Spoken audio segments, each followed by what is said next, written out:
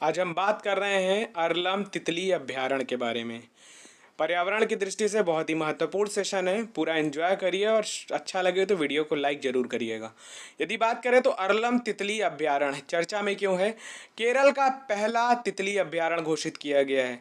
यदि बात करें तो चिनकनी नदी, नाम ध्यान से सुनिएगा, चिनकनी नदी पे है से होकर जा रही है ये, तो ध्यान रखिएगा। यदि किसी जन अभयारण्य में 80% से ज़्यादा तितली की प्रजाति पाई जाती है तो उसका संरक्षण सिर्फ एक विकल्प ही नहीं, आवश्यकता हो जाता है। क्योंकि तितलियां सिर्फ सौंदर्य का प्रतीक नहीं है बल्कि पारिस्थितिकी तंत्र का एक महत्वपूर्ण सूचक भी हैं और पर्यावरणीय दृष्टि से बहुत महत्वपूर्ण हैं। तो यदि हम बात करें तो अरलम वन्यजीव अभयारण्य, अरलम तितली अभयारण्य का दर्जा मिला है, केरल राज्य का पहला तितली के लिए समर्पित है। यदि बात करें तो अरलम कहाँ है, तो कन्नूर जिला पड़ता है केरल में, वहाँ पे बड़े पैमाने पर तितलियों के प्रवासन के लिए प्रसिद्ध है। यदि बात करें तो 1984 में इसे वन्यजीव अभयारण्य घोषित किया गया।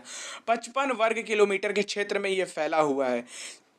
यहीं पर सिलेंडर लोरिस, आपको पता होगा, जो शेड्यूल 1 में है उसमें पूर्णतः प्रतिबंधित है, यहीं पे पाया जाता है, तो ध्यान रखिएगा। यदि बात करें इसको घोषित किया गया कारण क्या है, तो मालाबार नेचुरल सेंचुरी में 20 वर्षों से ज़्यादा स्टडी के बाद बताया गया कि जनवरी और फरवरी में तितली की सबसे ज़्यादा प्रजातियां यहाँ मुनासिब होता है देखना। 327 तितलियों प्रजाति में से 266 यहाँ पे रहती हैं।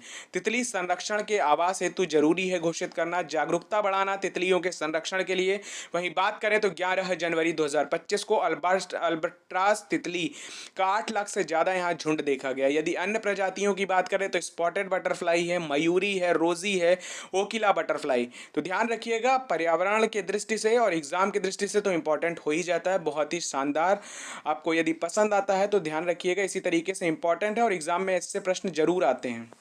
इन सेशन जितने आ रहे हैं आपके, हर सेशन से 1 से 2 क्वेश्चन जब आपका एग्जाम में होगा तो समझ में आएगा कहाँ से निकल के आया है। क्योंकि निश्चित तौर पे जो कंटेंट है वो आप, अगर आप 1 से 2 बार एग्जाम प्रीवियस ईयर देखते हो, यदि एग्जाम देने की चेष्टा हो और एग्जाम देते हो, तो आपको पता ज़रूर होगा कि क्वेश्चन आ कहाँ से रहे हैं। और एनवायरनमेंट का जो आपका इस दायरा है थोड़ा सा बढ़ गया है, तो इसलिए एग्ज़ाम के पॉइंट ऑफ व्यू से तो मोस्ट इम्पॉर्टेंट हो ही जाता है। और यदि आप भारत के नागरिक हैं और आप पर्यावरण की दृष्टि से सतर्क रहते हैं तो भी आपको जानने की ज़रूरत है, तो ध्यान रखिए।